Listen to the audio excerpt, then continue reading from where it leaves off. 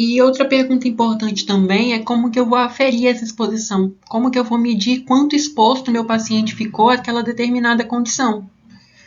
E aqui eu tenho alguns problemas, algumas questões. O viés de memória, por exemplo, se o paciente teve a doença X, ele tende a pensar que, se ele sabe que determinada coisa é fator de risco para aquela doença, ele tende a pensar que ele tinha aquele fator de risco. Por exemplo, paciente com doença aterosclerótica. Aí você pode perguntar, seu pai tinha doença aterosclerótica? Sua mãe tinha doença aterosclerótica? Talvez ele não lembre, talvez ele lembre de alguma outra doença que o pai teve e pode falar assim, não, teve sim, porque ele vai associar. Ele tende a pensar, ele tende a ter uma memória que segue a lógica daquilo que está acontecendo. Confirmação da hipótese, às vezes o próprio médico ou o paciente está pesquisando se o consumo excessivo de carne de porco causa doença aterosclerótica. Aí você pergunta para o paciente, você comia muita carne de porco? Muito é subjetivo, e ele pode falar, comia muita. Então, às vezes, a falha em relação a isso pode também ser um problema na aferição. O tratamento causa doença ou a doença causa exposição? Qual que é a questão aqui?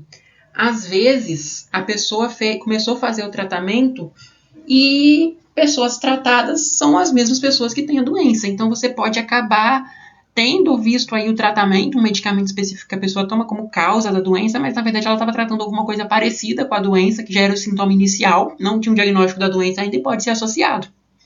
Um outro exemplo, a doença causando a exposição, vamos pensar num paciente esquizofrênico. Às vezes, no estágio inicial da esquizofrenia, esses pacientes podem acabar evoluindo com o uso de drogas, com o uso de maconha, e não ter ainda o diagnóstico da esquizofrenia, e logo depois receber esse diagnóstico. Então, a exposição acaba sendo associada com a doença, mas, na verdade, talvez, não estou falando que é isso, gente, isso aí é uma coisa que é discutível em literatura, talvez a exposição pode ter vindo depois da doença, e não antes.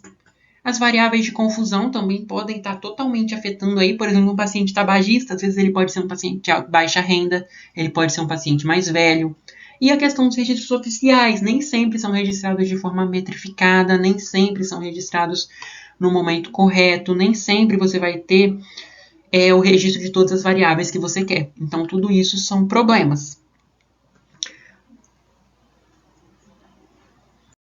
O estudo de caso-controle ele vai ser excelente para avaliar exposições de várias formas. Seja se eu tiver uma única exposição dicotômica, ou seja, uma coisa só associada, várias doses da mesma exposição, da mesma coisa que o paciente está sendo exposto, muitas exposições juntas, ou até uma exposição que é um sintoma inicial, que não é um sintoma mais avançado daquela doença, a gente consegue avaliar tudo isso junto ali para a gente poder entender o que é o nosso desfecho.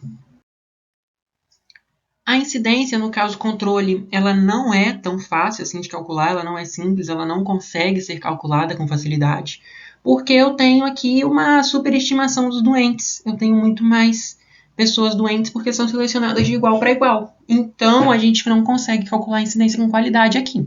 A gente tem um exemplo aqui do lado de cálculo que não está correto, não dá para poder fazer esse cálculo de forma precisa, de forma clara, mas a gente pode tentar calcular, mas não é um valor certo da incidência, a gente não consegue prever a incidência daquela doença na população em geral, com base num estudo de caso controle.